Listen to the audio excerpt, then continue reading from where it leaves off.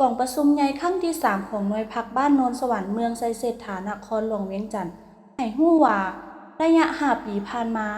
คณะหน่วยพักบ้านโนนสวรรค์ได้นำพาอำนาจการปกครองบ้านจัดเก็บรายรับเข้างบประมาณได้หลายกว่าสมัยผ่านมาซึ่งในนั้นสามารถเก็บภาษีที่ดินได้เกือบ182ล้านกีบกล่องประชุมดังกล่าวจัดขึ้นในวันที่4 กันยายน 2019โดยการเป็นประธานของสหายสวัยศรีหาราชเลขาหน่วยพักบ้านนายบ้านโนนสวรรค์เข้าร่วมมีสหายพันโทคำเกิงจันทร์สุริมาศคณะประจำพรรคเมืองหัวหน้ากองบัญชาการปกสเมืองไซเศรษฐามีรองประธานกวดกาพรรคลัดเมืองบรรดาสมาชิกพรรคและแขกรับเชิญเข้าร่วมสหายสวัยศรีหาราชได้รายงานต่อกองประชุมว่าตลอดระยะ5 ปีผ่านมาคณะหน่วยพักบ้านได้เอาใจใส่นำพาอำนาจการปกครองบ้านจัดตั้งปฏิบัติเวียกงานอย่างรอบด้านพ้นเด่นกว่าหมู่แม่นการนำพาจัดเก็บรายรับเข้างบประมาณโดยได้ลืนแผนการที่วางไว้ซึ่งแสดงออกคือเก็บภาษีที่ดินได้ทั้งหมด181,792,500 กีบและเก็บภาษีอากรได้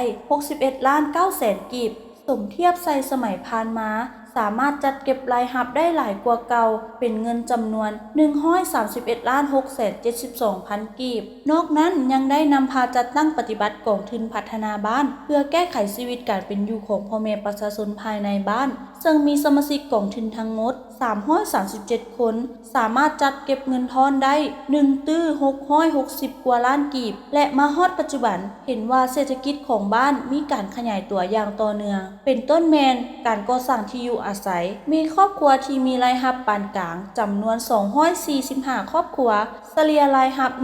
1,802 ดอลลาร์สหรัฐต่อคนต่อปีเทียบใส่สมัยผ่านมาเห็นว่าเพิ่มขึ้น502 ดอลลาร์สหรัฐกองประชุมยังได้ปอนบัตรคัดเลือกเอาคณะหน่วยพักชุดใหม่โดยมีผู้ลงสมัครจำนวน5 สหายเลือกเอา3 สหายผ่านการลงคะแนนเสียงสามารถเลือกได้สหายสวัยศรีหาราชเป็นเลขาหน่วยพักสหายนางบุญแปลงซาภักดีเป็นห้องเลขาและสหายนางแสงสมัยเมียงเฮืองทองเป็นประธานกวดกา